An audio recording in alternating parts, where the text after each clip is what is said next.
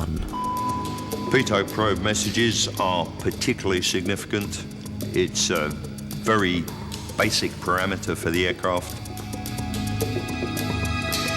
If Cable is right, this single cryptic message means the automatic systems can no longer function, because the flight computer doesn't know its most vital parameter, its airspeed.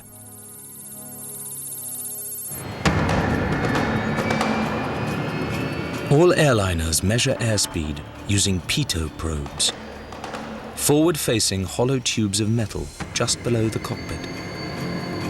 In case of failure, there are 3 probes of identical design. A supposedly fail-safe system because the automatic systems can't operate without them. But on Flight 447, the crucial pitot probe message says something went wrong. We know that the airspeed indication systems, all 3 of them, were compromised.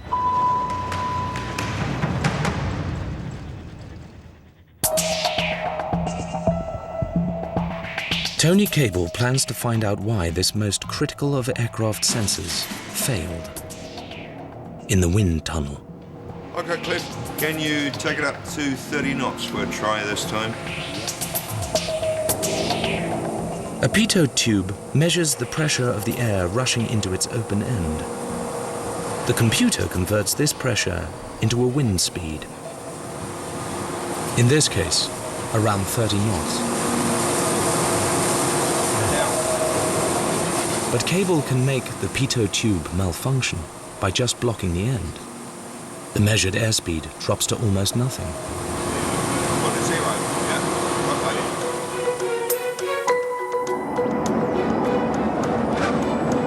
yeah. At high altitude, the most likely way a pitot tube could get blocked is by ice.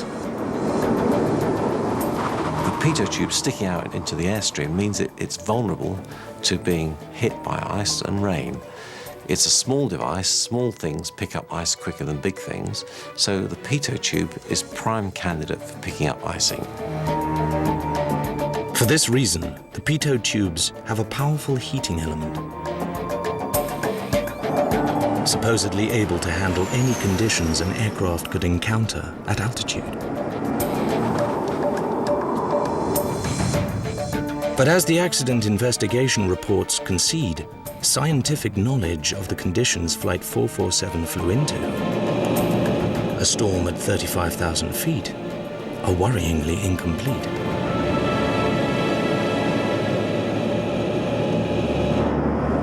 Did Flight 447's pitot tubes meet a situation they were not designed to handle?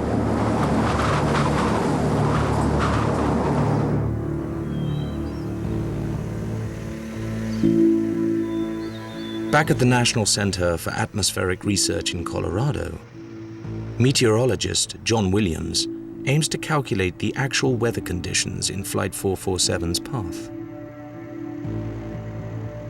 But one of the things that we're interested in is what were the conditions at 35,000 feet?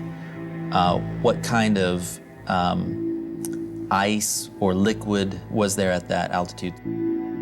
Williams can work out the precise conditions at Flight 447's altitude. One of the first things we want to do is try to figure out what the temperatures were at that level. He creates a cross-section showing the temperature at different altitudes. What it shows, starting at the surface and going up to the top of the atmosphere, they were flying at this level here, and you can see that the temperatures were about 40 below Celsius at the time and location of the accident. Minus 40 Celsius may seem extremely cold, but in fact it's much warmer than is usual at 35,000 feet. And, Williams thinks, just right for a highly unusual phenomenon. What we found out from this analysis is that it's possible that there was supercooled liquid water at the altitude of the aircraft. Supercooled water is a strange quirk of physics. In 32 years' experience, Tony Cable has never seen it up close. The water in these bottles is well below zero, the normal freezing point.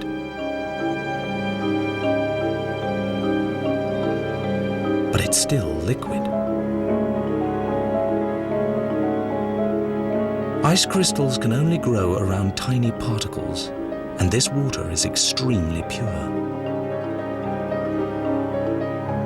But if Cable inserts a metal tube,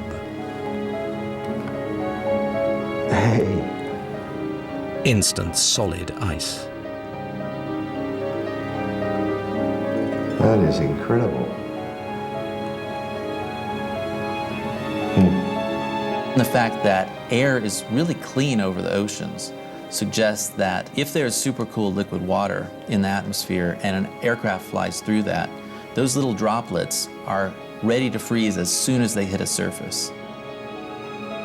When hit by supercooled water, a pitot tube could freeze in seconds.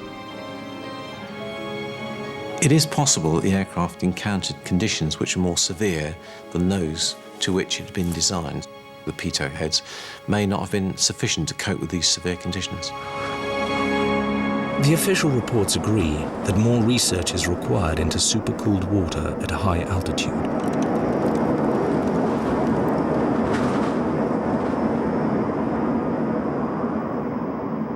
And Tony Cable discovers that Flight 447 wasn't an isolated pitot tube incident.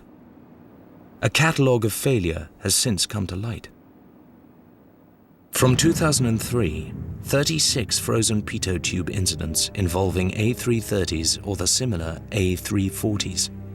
And in 2009, they were coming thick and fast. It was in the order of one a week for getting on for 2 months in the period leading up to the 1st of June. All the failed pitot tubes met existing safety standards. But in late 2007, Airbus recommended a refit of all A330s with uprated pitots. Air France was in the process of upgrading its entire fleet when Flight 447 ran into the Atlantic storm. Still with old model pitots. Our independent team believes they may have encountered supercooled water, causing the pitot tubes to freeze.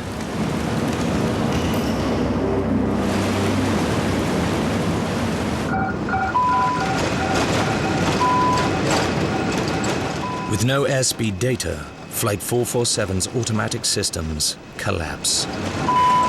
One by one by one. In total darkness and heavy turbulence, the crew are forced to retake manual control. Pilots are the last line of defense. So when things go very wrong, the last line of defense is the aviator. After more than 3 hours on autopilot, the pilots are suddenly faced by information overload. That crew faced an almost unheard of series of failures, one right behind the other. And for them to sort through it would have been very difficult that night. Why is the airplane doing what it's doing? What are all these failures? Why are they all coming at one time? Bombarded by faults, the pilot must cope with the most serious problem of all. He must maintain speed, or they will go out of control. The acceleration of forces caused by the turbulence means that we might stall the aircraft. If Flight 447 slows down by just a few knots, it could go into the catastrophic condition known as a stall.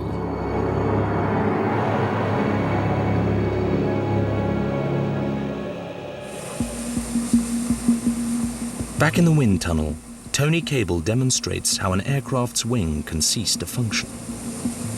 Okay, Cliff, you ready to go?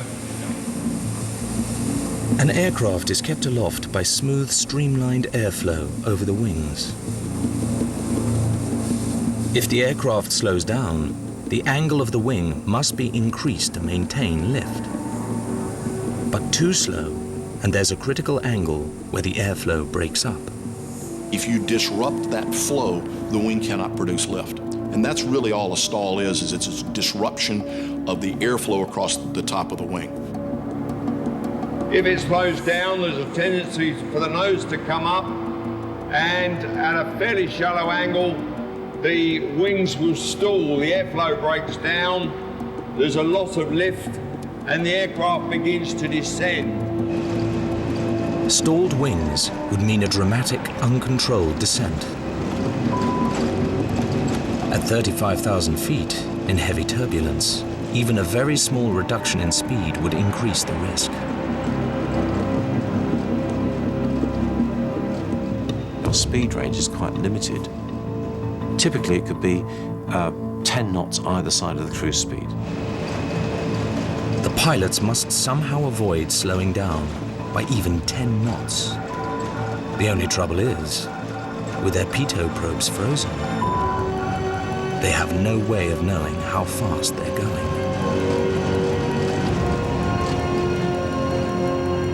The ability for the crew to recognize if they were at the proper speed is going to be a much more complex problem now. A complex problem, but can it be solved?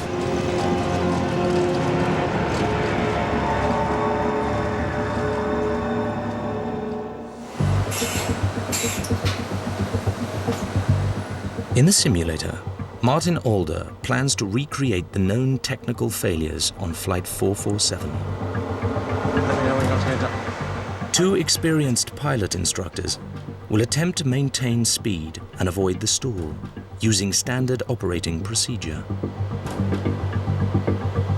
you give Brest a call, see if there are any ride reports so far? Like Flight 447, they are cruising normally at 35,000 feet at night over the ocean. Okay, there's no changes. Alder triggers the storm. I like the look of that one, so now activating. Thunderclouds loom ahead on the pilot's radar. Probably in line with thunderstorms. The captain plans a detour and prepares for turbulence. So turbulence airspeed, then I'm selecting decimal 76. As was likely on Flight 447, the pilot selects a slightly lower speed to reduce stresses on the aircraft. Auto thrust automatically reduces engine power. Hi, ladies and gentlemen, the captain speaking. We are just approaching an area where there are a few rain showers around. We've put the seatbelt sign on for approximately 10 minutes or so. As they edge around the storm, Alder triggers the critical moment of Flight 447. He fails the airspeed indicators.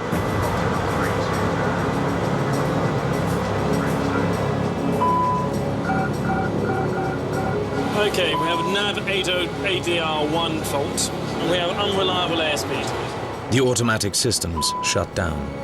We're flying with no autopilot or thrust. Okay, lost. Okay, autopilot's on. Control. You have control.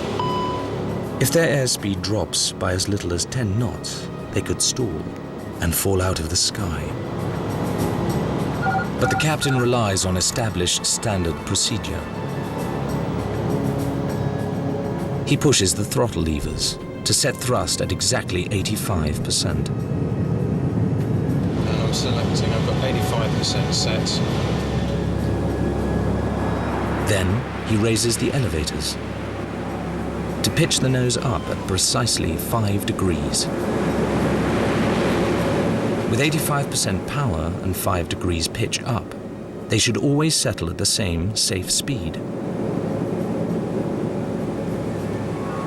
It's quite possible to fly the aircraft to actually quite high standards of accuracy. Something in the region of about 5 knots or so of the desired target speed would be quite achievable for most crews. To get radar contact with the next 40 nautical miles. Pitch and power is the pilot's lifeline. They ignore any fault messages until they're safely in control.